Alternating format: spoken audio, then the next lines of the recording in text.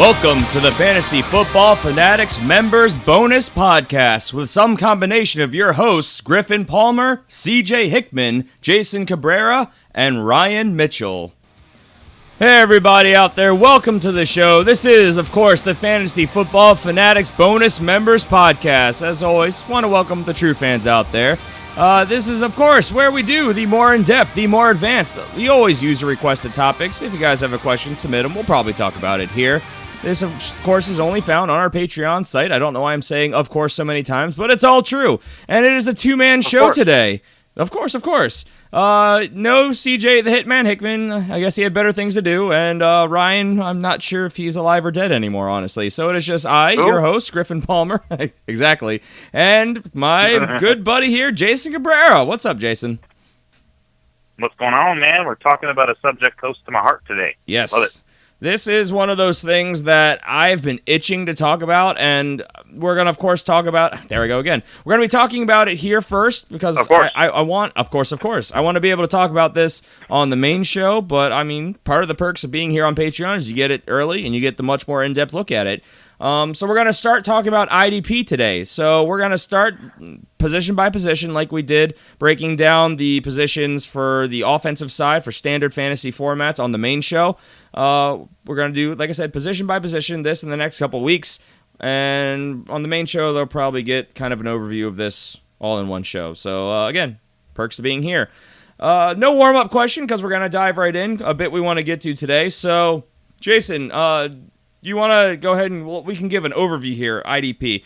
Not everybody has played IDP. A lot of people who may be Patreon subscribers here are just looking for the more in-depth information, rankings, stats, and stuff in standard format. Why don't you go ahead and give a rundown of IDP? So for those of you that are too scared to ask and that you feel like you'll feel stupid, IDP stands for Individual Defensive Player. Normally, when you play a regular league, you pick a full defense. In this particular season, you break it down, or in this particular format, rather, you break it down even further. You pick individual players. Usually, it's like three defensive linemen, and 3 linebackers, and some defensive backs, and then a flex defensive position, just depending on how your league is set up. This is obviously for more advanced players that really love defense and pay attention and do those kinds of things. These guys, and you're looking these guys right here.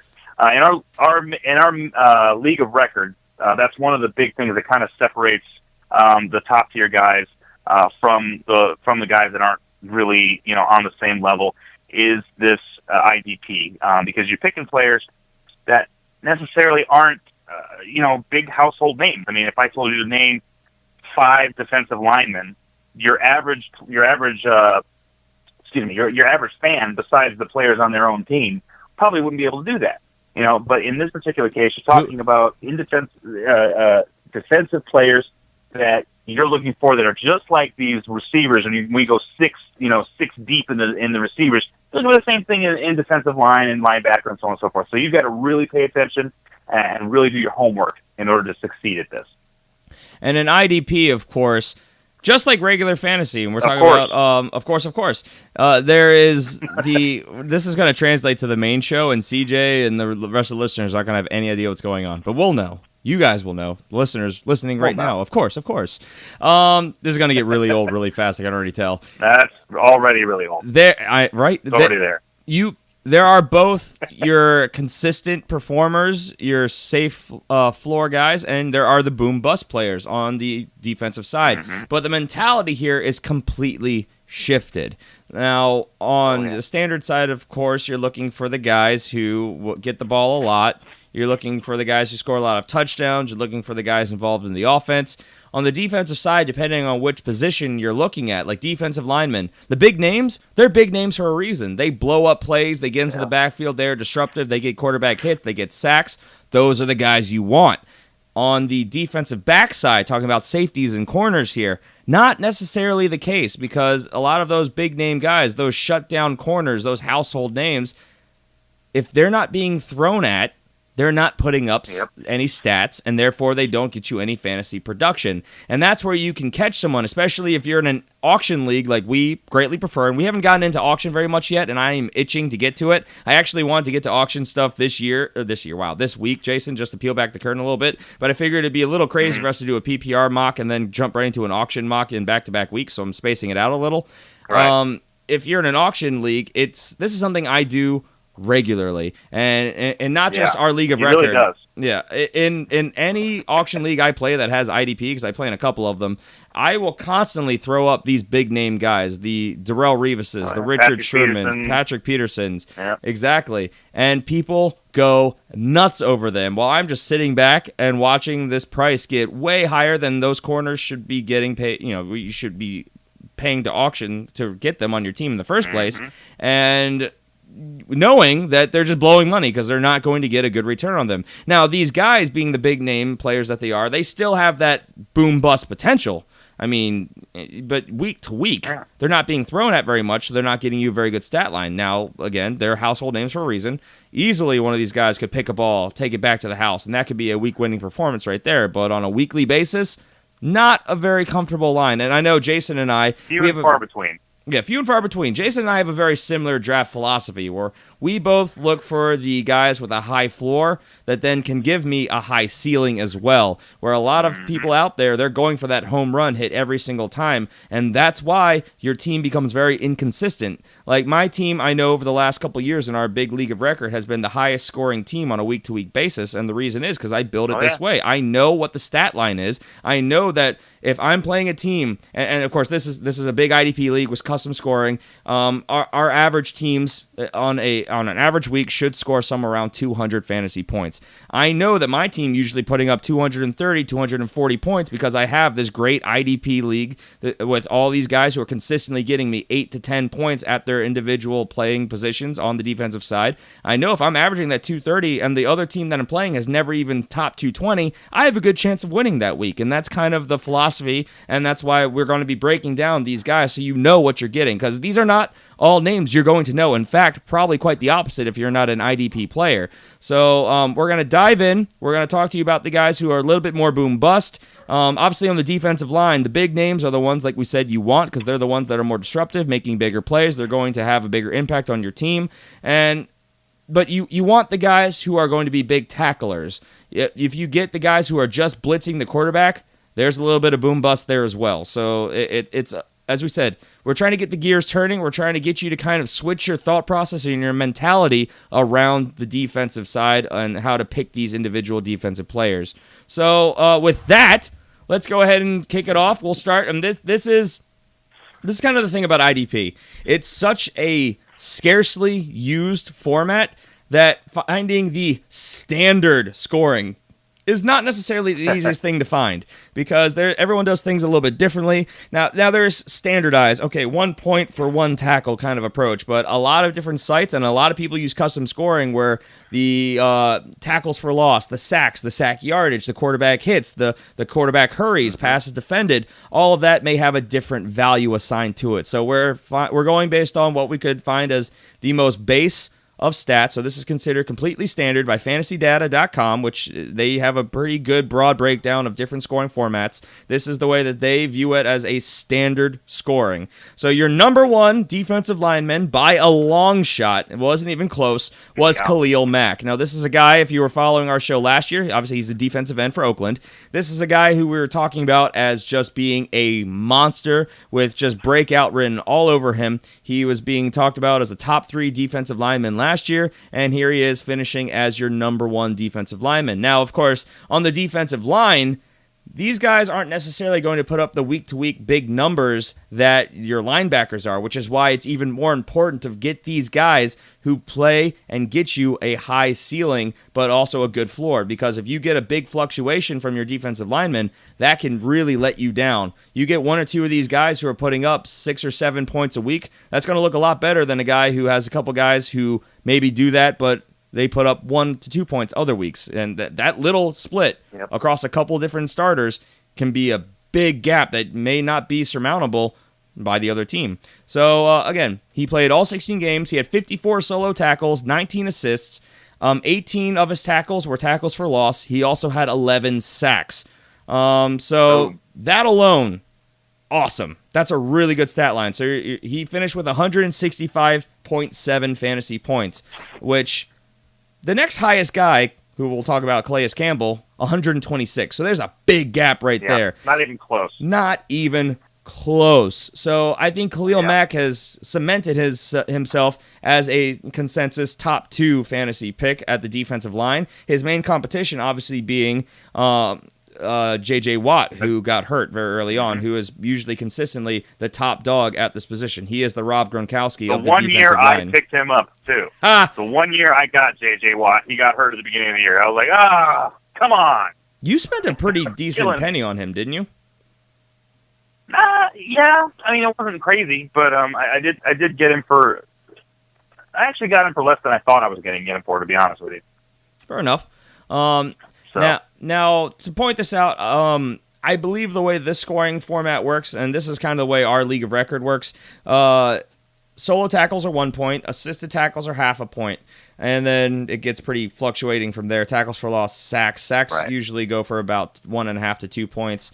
The yardage may or may not affect depending on your league, and that's where it's important to know your league's format. But this is where he gets his bonus points. Quarterback hits.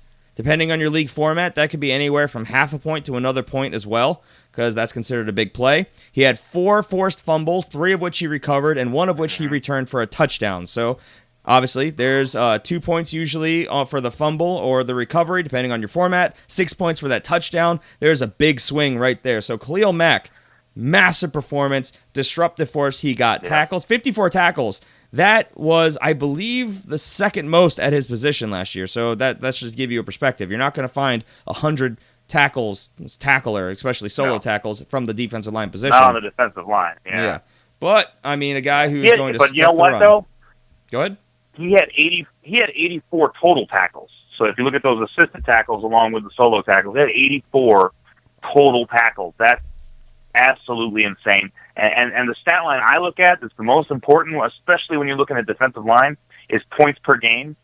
And as we've said, this is completely different from what you're looking at. When you're looking at guys like wide receivers and tight ends and stuff like that, you want that points per game to be pretty good. In this particular case, he's number 1, and like we said, not even close. 10.4 points per game this guy scored. Okay, that is ridiculous from the defensive line position. This guy is an absolute beast.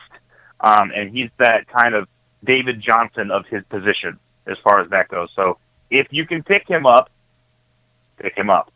I'm actually looking at the standard format for fantasydata.com compared to our big League of Records custom scoring. It's actually pretty close. So that's exciting because we set that up based on consensus voting. So that's kind of funny. Right. Calais Campbell obviously stuffing the run with 44 tackles and obviously getting a lot of pressure on the quarterback. 27 quarterback hits, 11 sacks. I mean, that's the guy you want right there. Calais Campbell came in at second. Obviously, he was a defensive end for Arizona. He is now with the Jacksonville Jaguars. He went from one very dominant defense to a young, up-and-coming, potentially dominant defense.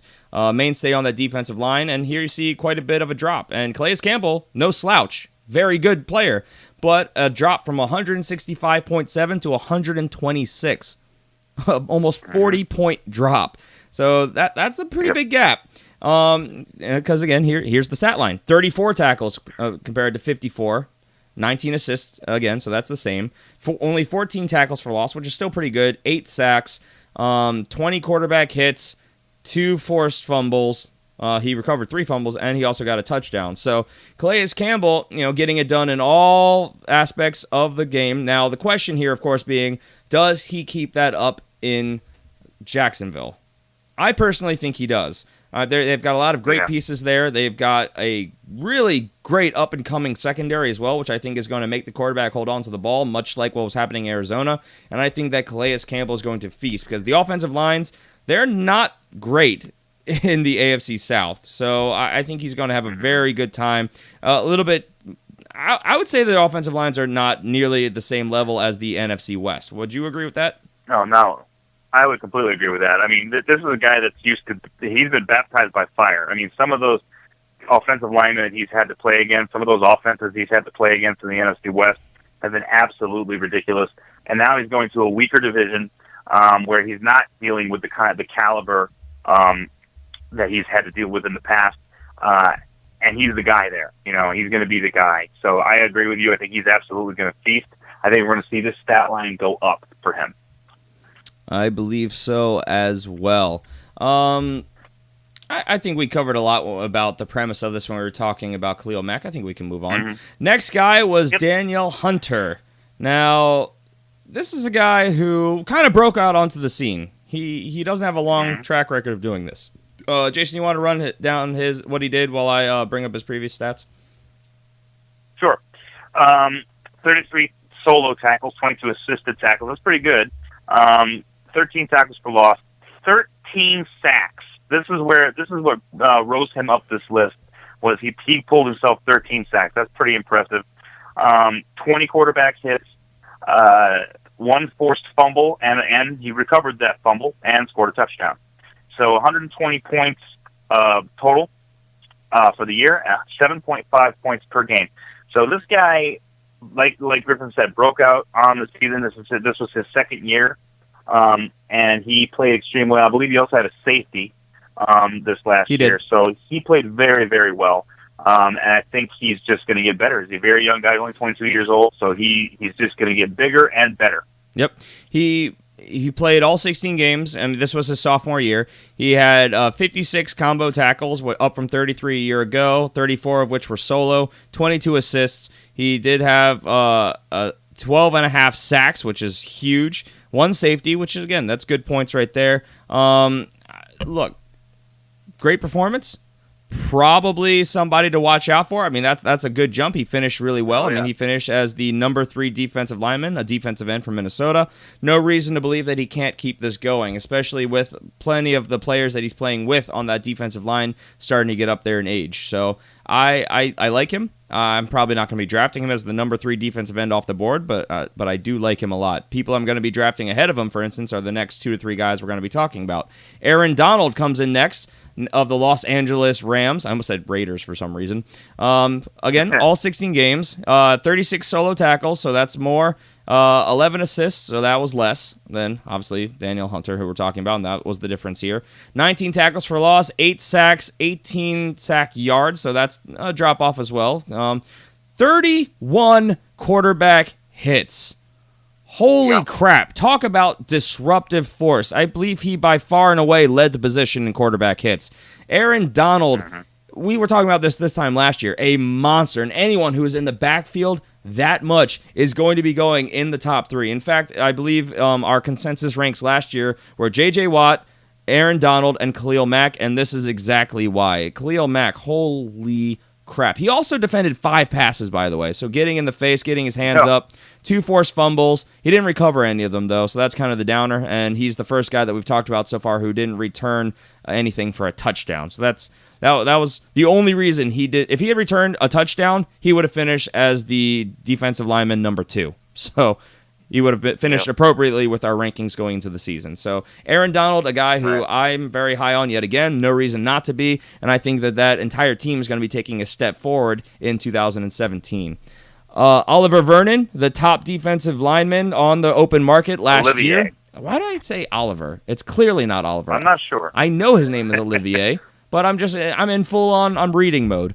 Olivier Vernon, defensive end for the Giants, all 16 games. This is, again, he was the top free agent on the market last year, landed with the Giants. Giants obviously spent over $200 million upgrading that defense, and man, did it pay off, and this guy was one of the anchors on the defensive side. 46 solo tackles, so that is the second highest that we've talked about so far. I believe the third highest on the season. 18 assists.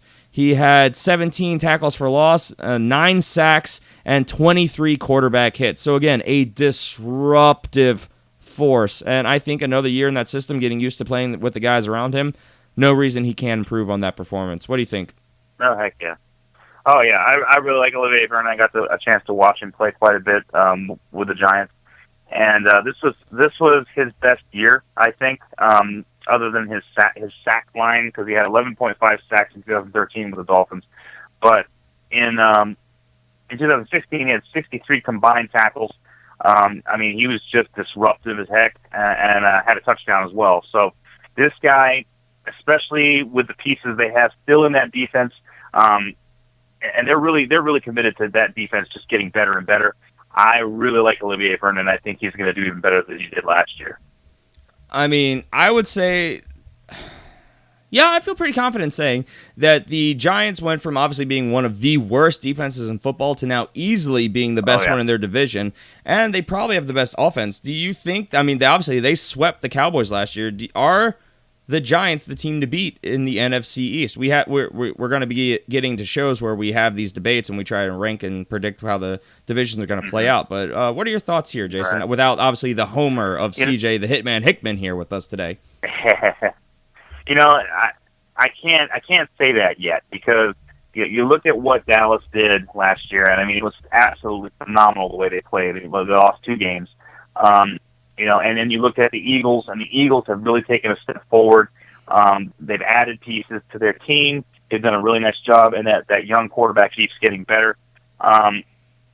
With the Giants, it all, for me, all comes down to the offensive line play, because they've got a heck of a lot of talent on that offense, and then this defense, like we said, is a monster. And by the way, speaking about defenses, if you want to pick up a good defense for your team in the later rounds, the Giants are going to go a little bit later than they should for some reason. So definitely pick them up as your defense, because they are going to score some points. They are trending to be picked up in the 8 to 12 range. I think even 8 to 14 range, depending on some leagues that I've seen. So, I mean, again, a big upside defense that you can get late, because they're not one of those big names yet. They took a huge step forward last year, and people are not respecting them. So, I mean, we talk about those. They will. I would say that the Giants, the Ravens, and the Jags are some of the most underappreciated defenses right now. I think the Jags have the most to prove, but I mean, I think those are 3 defenses that you could easily pick up late in your draft, get them in the last round, pick up as much depth at your other positions as possible, and go. But of course, that's in standard leagues. We're talking IDP here.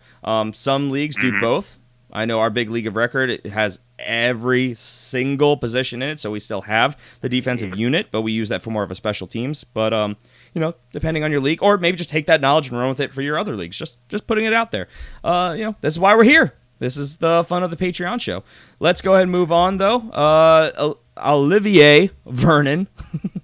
Great, Gary. I'm just gonna lose it. You got it. I know. So good. So good. I know. I nailed it. I'm just, man, I'm loopy. All right, Everson Griffin. Nailed it. A guy who finished 6th, but honestly, I felt like he kind of I don't know. What did you think? I had him on my team. I felt like he kind of had a letdown season last year. I thought he was going to do much better than he did. Still finished 6th, so I guess that's good. But the position as a whole kind of let me down at the top tier. He definitely did underwhelm as far as what he's used to doing. I mean, he had more tackles this season than he did last season. However, definitely less sacks. I mean, the last 2 seasons he had 10.5 sacks in 2015, and 2014 he had 12 sacks. So he kind of expected there to be double-digit sacks, and that didn't happen. You know, he just kind of had a little bit of a letdown year. I mean, that's a letdown year, but he still had 8 sacks. I mean, that's still pretty darn awesome. So this is a guy that I think is due for a little bit of a bounce back year. I would expect him to get back up into that double-digit sack range this coming year.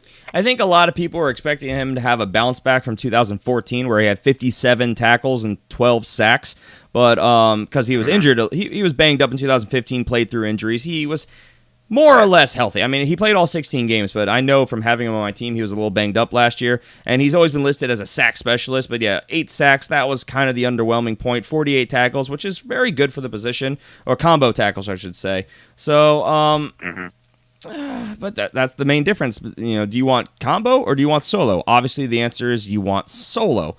So, yeah. I think that if he gets back to getting to a higher solo tackle count, gets that sack rate up, we're doing a lot better. I mean, regardless, Everson Griffin, this is a guy who is going to be, and we haven't done our defensive rankings yet, I think we can all safely assume he's going to be a top 12 guy. Number 7, we have Cameron Jordan, defensive end, New Orleans. Now, he played all 16 games. Everyone we've talked about so far played all 16. 40 solo tackles, so that's kind of that threshold that you like to see. 18 assists, 18 of which were tackles for loss, so you got some bonus points there if you get awarded for that. 23 quarterback hits. So the last 3 guys all had 23 quarterback hits, and so that's pretty darn cool. What are the odds of that? 6 passes defended. So that's tied with the most that we've seen to this point. That's pretty good, getting his hands up. You know, one of the few shining points on the New Orleans defensive side. So Cameron Jordan, they upgraded the defense quite a bit this year. In your opinion, does this help or hurt Cameron Jordan? Upgrading the defense always helps. When you're on the defensive line, you want the defense behind you to be better, because that forces the quarterback to hold the ball just a bit longer, and that's really all you need in this league. So I think that helps. I think the addition of some linebacker helps because it's going to give them an opportunity to make some offenses think. They're not going to be able to just hand the ball off and try to go around Chandler, keep away from Cameron Jordan. They're going to have to run at him every now and then. So I think this definitely helps out. And, of course, the pickup of Marshawn Lattimore in the first round, cornerback help's going to make the quarterback of whatever team they're going up against have to hold the ball just a little bit longer. And, all of this is stuff that helps the defensive line. Because we get questions like that, and I hear stuff like this on even other shows talking about, like, when the defense improves around the defensive line, is that helpful or hurtful? Well, it's always helpful. There's no way it's not helpful. Yeah. So, I like Cameron Jordan. Do you think he outperforms this next year? Well, yeah. I mean, I think he's definitely got a higher ceiling than this. The tackles are really good, but sack-wise, he only has 7.5 sacks. He kind of bounces back and forth. And if you look at the trends, 2013, 12.5 sacks. 2014, 7.5 sacks. 2015, 10 sacks, and then back down to 7.5 sacks again. So if you want to go by the trend, he's due for an up year in sacks at least. And I think with that improved defense behind him, I think we might see some more tackles coming his way too. I have to agree. I mean, big step forward. I guess I have to look at the total team stats, but this might be the best defense that he's played with on the Saints side. I mean, the Saints have had really bad defenses. That's not saying much. I know, but they've upgraded quite a bit. Obviously, Marshawn Lattimore, a big upgrade for them. They also got Marcus Williams in the second round, so a good safety as well. Alex Anzalone, I think is how you say it. Was that his name? Anzalone. Yeah. Third round linebacker. I believe he was out of Florida. I mean, he was a guy that everybody really liked. He had great size. I know everybody said he was really athletic. They thought that he could be a starter day one. And they also grabbed, I believe, a defensive end and an outside linebacker. I'll have to bring it up. I know they spent almost all their picks on the defensive side. So they should have, yeah. Absolutely. As they should have and really needed to. And then they also picked up a couple people in free agency. None of which are necessarily of note, but some decent depth plays. So I really do like the Saints defense, not necessarily for fantasy, but as a unit, as being greatly improved this year. And then that should help someone like, we're talking Cameron Jordan here, being able to buy the time to make the quarterback hold the ball for just another split second is really all you need sometimes to be able to get in there and just crush the quarterback for a sack. Because again, 23 quarterback hits, that's awesome. I mean, 8 sacks. Those 8 sacks could easily, therefore, be talking double digits. I mean, Khalil Mack only had 11. So, I mean, if he's at 8, he gets another 2 or 3. He's up at 11 himself. So, there you go. That's a great stat line for Cameron Jordan. And that's doable. And we talked about that quarterback holding the ball just a second or two longer. And that 8 sacks could very easily pop up to 12, 13 sacks with Marshawn Lattimore back there. I agree. Let's move on. At number 8, we have Pierre-Paul. So coming back, he you can't say he underwhelmed because he finished 8th, but he did miss 4 games on the season, and that really hurt his upside. He could have and was on a pace to have finished considerably higher than this. Played in 12 games. 35 solo tackles still. I mean, it's still a part of that great line with Olivier Vernon. He had 18 assisted tackles.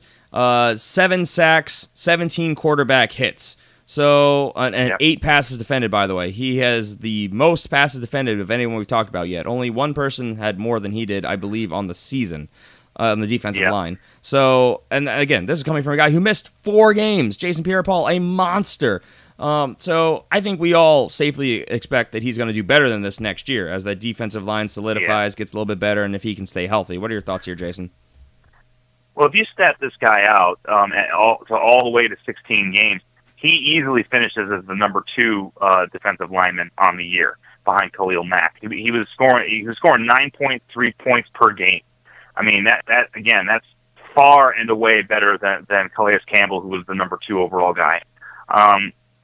And he's on, like we said, he's on an up-and-coming, very stout Giants defense with Olivier Vernon. And think about that for a second. We've talked about the Giants defense. We've just named 2 defensive linemen from the Giants, both of which are in the top 12, one of which didn't even finish the season. Yep. And they're both from one team, and one of which didn't even finish the season. That's why we say you've got to pay attention to what's going on with IDP, because that defense, that New York Giant defense, is going to be a monster this year. I really, really like the upside of either one of these guys or the Giants as a whole for a unit. I mean, getting back to more of a standard format, but I mean, again, a defensive unit people are sleeping on, and they really shouldn't be. The next guy who came in at number 9 was Brandon Graham, defensive end for Philadelphia. Wish CJ was here. Now, he played all 16 games, back to the trend. In fact, out of the top 12, the only one who didn't play all 16 games was Jason Pierre-Paul. So Brandon Graham, 16 games. He had 41 solo tackles, so that's pretty darn good. He met that 40 solo tackle threshold that we like. 18 assists, so pretty decent amount as well. What kind of brought him down to earth was he only had 6 sacks, so that's kind of disappointing. 22 quarterback hits, so that's pretty good. Let's see. What didn't he have? No, it was Jason Pierre-Paul that had a return touchdown. He had 2 forced fumbles. Yeah. So Brandon Graham, obviously the returns and the fumbles are what kind of kept him from being a little bit higher. He had a really good solo output for the season. Obviously not a young player either. He's been in Philadelphia for a while now. I believe that he has been there 6 years. 6, or is it 7? I think this is his 7 8th years. season, Sorry, wasn't it? 7 years. Yeah, eighth season. This is his 7th. Generally a healthy guy, and he's been averaging the last couple years right around 50 combo tackles. Obviously, took a little bit of he's been trending upwards on solo tackles going forward. I really like Brandon Graham as a option. This is kind of a sleeper guy. This is a guy that I think people are sleeping on. He's not necessarily a household name, especially even to IDP players, and this is a guy that will probably fall in drafts, and you'll be able to get much later on. So what are your thoughts on Brandon Graham? Yeah, I kind of agree with you. He's definitely someone that you don't hear a lot about. He's like we mentioned earlier, not a household name, not somebody that piques a lot of interest. But he's definitely a high floor kind of guy. I mean, 41 solo tackles for a defensive lineman is excellent. And this is not a high volume sack guy. He only had 6 sacks on the season, but definitely somebody that you want to look for, because tackles equals points, and that's what this guy is good at. He's good at making. He's good at making tackles, and he did a fantastic job this year. And he picked up, 59 total tackles, if you look at the total tackles with the assistant his combo tackles. His combo tackles. Career high. And by the way, 15 tackles for a loss, too. So, I mean, all of that is all good. Again, he's not going to blow you away in the stat line, but he's going to get you a good 7 points a game. So that's what you're looking for in defensive line. I don't know. A much more consistent stat line, because he didn't have a lot of those big plays. Only 5.5 sacks, only 1 pass defended. Mm-hmm. Not a lot of fumbles or anything like that. But it was the tackles, the stuff that you can consistently count on week to week, which is what makes this guy, to me, a value. Because 41 solo tackles. The only guys who did better than that we've talked about so far were Olivier Vernon and Khalil Mack. So that's a pretty good stat line. And this is a guy who, again, I think you're going to be able to get much later than any of the other guys we've talked about, and probably the rest of the guys we're going to talk about today, rounding out the top 12. So name to watch out for. Probably get him at quite a late value. Yep. At number 10 is Carlos Dunlap, defensive end for Cincinnati. Here's a household name. Played all 16 games. He only had 30 solo tackles, though. That was kind of what brought him down to earth. 19 assisted tackles. He had 8 sacks.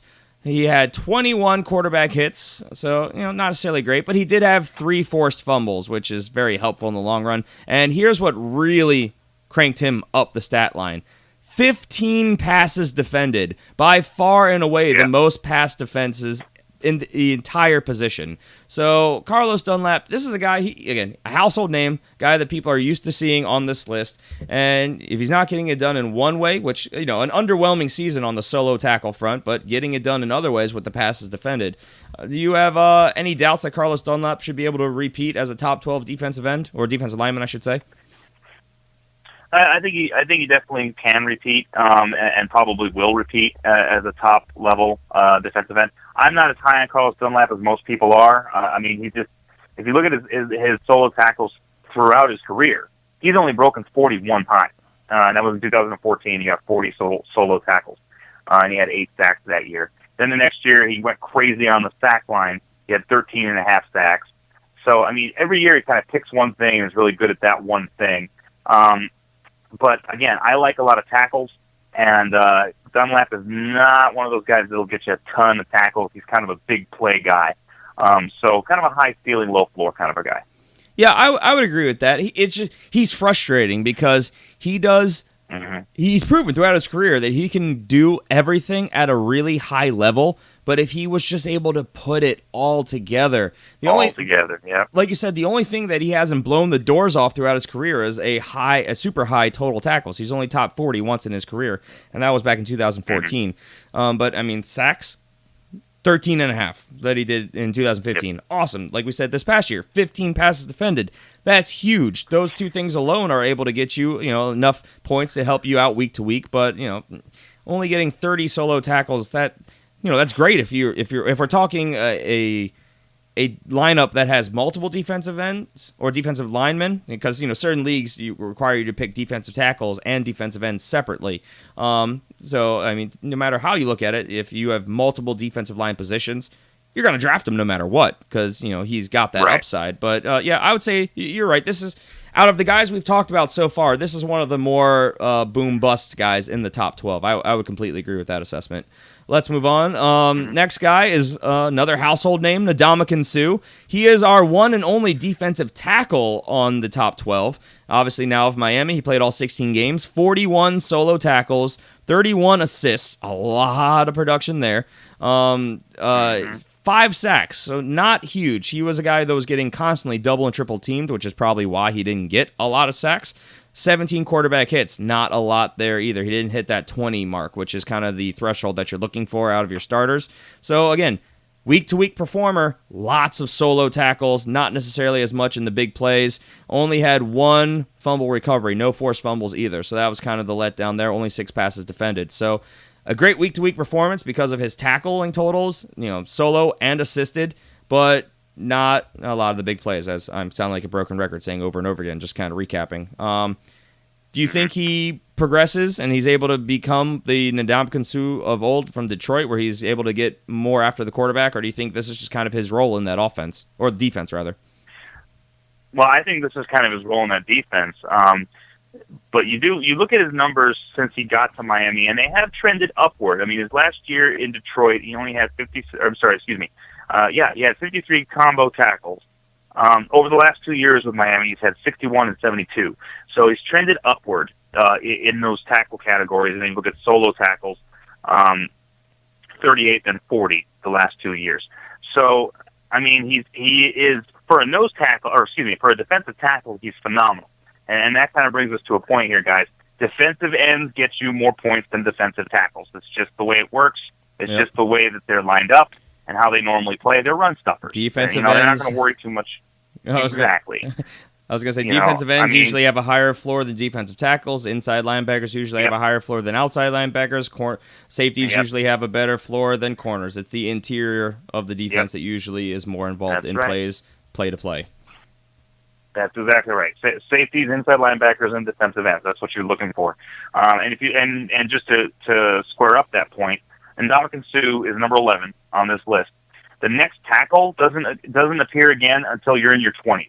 21 is when the next defensive tackle is. There's a nose tackle at 19, which is amazing to me. I have to go back and check this guy out. Yeah. But Yeah, a nose tackle. But anyway, so that's what we're talking about. Now, this guy has a high floor in Ndamukong Suh, especially for a tackle, because of those solo tackles. 41 solo tackles for a nose tackle is excellent. He is the best run stopper in the league, pretty much, as a tackle. So he's okay to get. I probably wouldn't pick him because I tend to want to stick with defensive ends because they have a higher upside. I agree.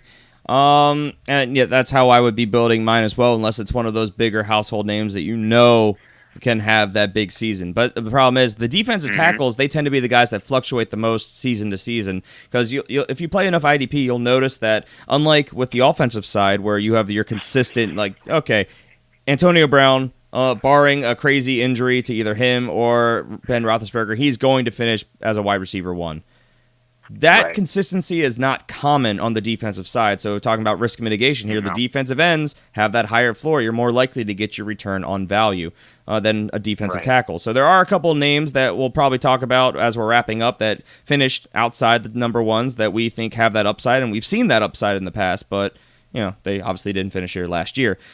So before we get to that, let's round out our top 12 with Leonard Williams, defensive end for the New York Jets. The troublemaker himself had 36 solo tackles, was saved by the fact he also had 32 assisted tackles, so that's a pretty good stat line. 7 sacks, so not too bad there at all, not too shabby. 41 sack yards, which depending on your league format, that's a nice chunk of change. And he only had 18 quarterback hits, so that's kind of a letdown, but did have 2 forced fumbles to add to that. So Leonard Williams, a guy who may be the next casualty in New York. They seem to be purging everybody left and right, but Leonard Williams, I don't know if I necessarily see him finishing here again. Not for any lack of talent, but I just don't know what's going to happen to him. Right. I'll say this. If they decide to unload Leonard Williams, I hope Arizona goes and gets it, because this guy is someone who has improved every year that he's played so far. He's only played 2 years. His first year, he had 29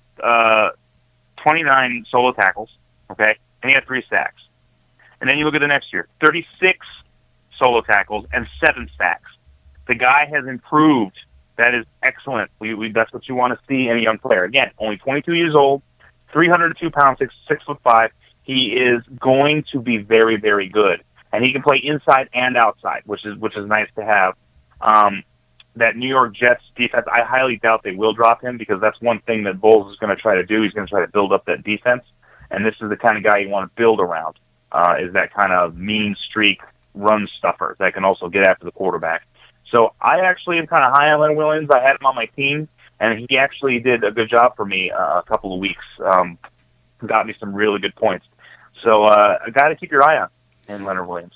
Now, you want to make sure you pay attention to your league format, because he is officially listed on NFL.com as a nose tackle, so depending on how that works out will really determine his value. He's either going to be a kind of risky defensive end to draft, or a decently risky defensive tackle, or he's going to be a super elite nose tackle for you. So it varies. You have to watch your league format and your roster formatting. I don't know what the word I'm looking for. You know what you mean. Your roster formations. I don't know. There's something in there. This is great radio.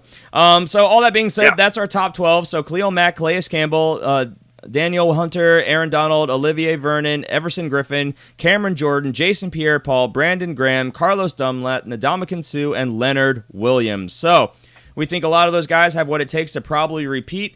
We have a little bit of time left. Let's go through the rest of the list, not person by person, but who are some of the names that kind of fell off last year that you think could break back into that top 12? Is there anyone that's really jumping out to you? Obviously, J.J. Watt, who got hurt. He could easily jump back. Yeah. To me, a couple names that fell short would be Muhammad Wilkerson. I think that he, playing defensive end, I think he has everything that it takes to get back up here. He's finished in the top before. Joey Bosa showed us a great amount of production in a limited sample size. I'm very high on him. Do you think Jadeveon Clowney will be able to get enough production with J.J. Watt healthy on the field? I think he's going to get a lot more production with J.J. Watt on the field, because if you're that offensive line and you're that running back in the backfield that's got to block, who do you block? You got Jadeveon Clowney on one side and J.J. Watt on the other. So I definitely think with Watt back, we're going to see a higher upside on Jadeveon Clowney. It's like having two really, really good receivers. They complement each other. Yeah, I definitely think that's a thing. He better, especially being a former number 1 overall pick. He's got to continue to develop to validate that selection. Yeah. And don't get me wrong, he did a great job this year. I mean, 6 sacks isn't fantastic, but he had 40 solo tackles. That's pretty good. And he was that defense, that defensive line. I mean, he was a monster on the defensive line. So I liked what I saw from him. Obviously, he needs J.J. Watt to complement him to get him the opportunity to break into that top 12. Another name for me that sticks out is Cameron Wake. Yes. Over there in Miami. He had a fantastic year. Played really, really well. And with Ndamukong Suh still there, sucking up a lot of that line, it's going to give him an opportunity to get around the side and get after the quarterback. And speaking of getting after the quarterback, 12 sacks for this guy. That is excellent. Definitely a sack specialist. To see that. He's more of a boom-bust player. A sack specialist. Doesn't have the high tackle total, but man, does he get after the quarterback. No. Talk about 12 sacks, and let's not forget 5 forced fumbles. That's production right there. But again, boom-bust. It's not week to week. One guy to me also. Oh, no, go ahead. Sorry, go ahead. I did too. You do too. All right. Another guy that's actually further down the list, but there's several reasons he's further down the list, but he played very well when he got his opportunities, is a guy named Kerry Hyder over in Detroit. Yep. I actually picked this guy up on waiver wires, and he played. There were some weeks where he was the best defensive lineman in the league. It was awesome to watch him play. He only had 23 tackles, 8 sacks, but he was productive week to week, and like I said, he got his when he got his opportunities, he played extremely well. So I look for him to take a step forward this year in that defense. Yeah. One person that also stood out to me that I want to bring up, DeForest Buckner, going into his sophomore year. Yeah. Now, he put up a good stat line. He finished 16th here as a rookie. Played in 15 games, had 44 solo tackles, 30 assisted tackles. That's a good stat line. That's 74 combo tackles in 1 year. 6 sacks, so that's not necessarily great. But the thing I want to point out is, obviously, a first-round defensive end. Well, they went out and they drafted another defensive end in Solomon Thomas this year. So having both those guys out there, plus they drafted Reuben Foster, of course. I was talking about the 49ers, of course. They drafted Reuben Foster. They moved back up to get him in the first as well. That defense is going to be much better. They got a corner in the third. I mean, that's going to be a lot of pressure on the quarterback. So I think it's very likely that DeForest Buckner is going to be able to feast even more in his second year. So that's a name I'm going to be watching out for, and a name that people might be sleeping on. Anyone else that stood out to you before we wrap the show up, Jason? No, I mean there's a couple guys that are kind of outliers, like a Stephon Tuitt that played they had flashes of playing fantastic, and guys like Michael Bennett who played for Seattle who are always really good, solid players. But nobody I think is going to break up into that top 12 just yet. Yeah, I mean, there are notable names to keep your eye on. I mean, obviously, Cliff Averill just barely missed the top 12. Very good defensive end for Seattle. Kawan Short, an amazing player, but he's a defensive tackle, so not necessarily as consistent. He finished 22, which is kind of disappointing. Geno Atkins, I think maybe his days as an elite defensive lineman are done, but he's still a decent fantasy option. What about Damon Harrison? Yeah, I could see that. 55 tackles. That's a lot of tackles. I believe, didn't he That's a lot of tackles. Didn't he lead the position in solo tackles with the 55, if I remember correctly? He did. He actually had more solo tackles than Khalil Mack. The only thing was he didn't get the sacks that Khalil Mack got.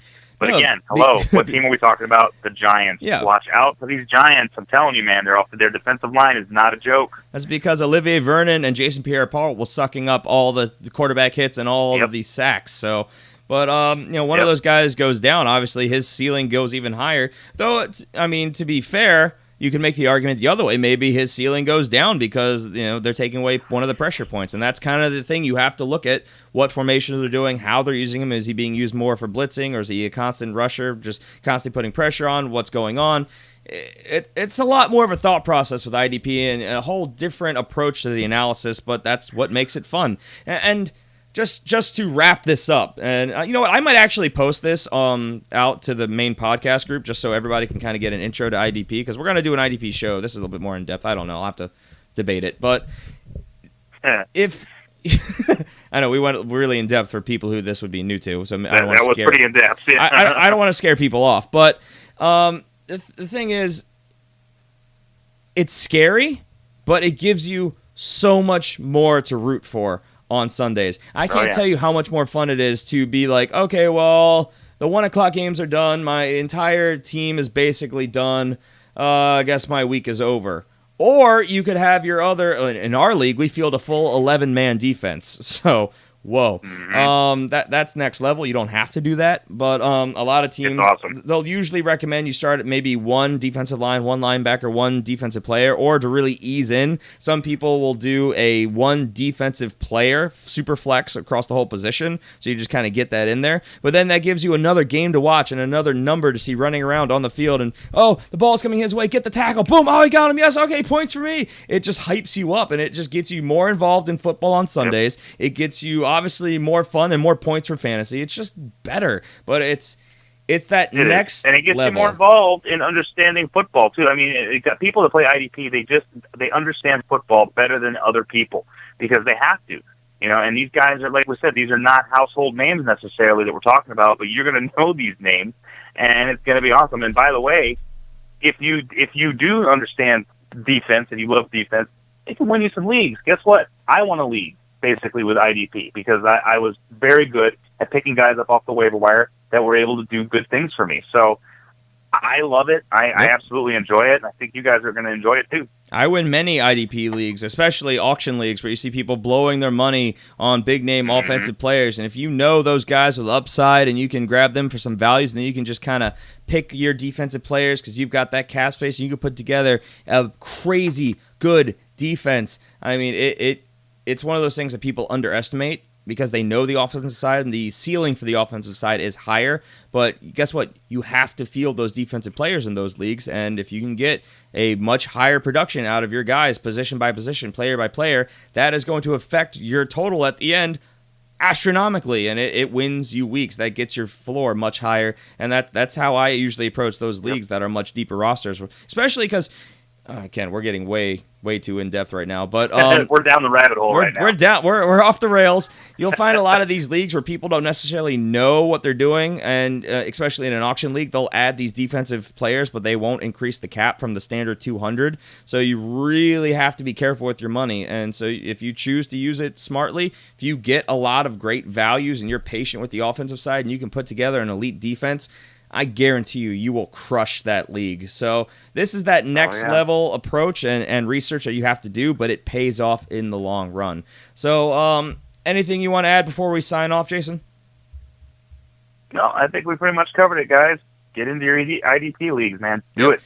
This has been an intro to IDP. It may or may not be put out. I know this is a Patreon show, but I may put this out to the masses just as a teaser, and so people see what they could be getting over here on the Patreon. And, just as a whole, this is just good information. Maybe we get people, because IDP is such a small percentage of fantasy players, and to us, that's standard. We love IDP, and we want it to become more of a standard thing. So, yeah, I might just do that because I think we're still a couple weeks away from doing an actual IDP show on the main show, so we'll see.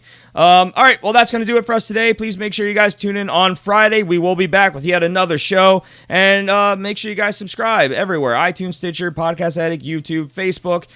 Individually, I'm a G Palmer FFF. Jason is a Jason Cabrera 13, and please, I mean, even if it's IDP questions, you can send them our way. We are happy to field them. We love IDP, as you may have been able to gather from this show, which started off a little off the rails, but we reeled it in, so I'm okay with it. All right, so we are out of here. Take care. We will see you on Friday. Bye. Life in the fast lane, moving at the speed of life, and I regret nothing. Nothing.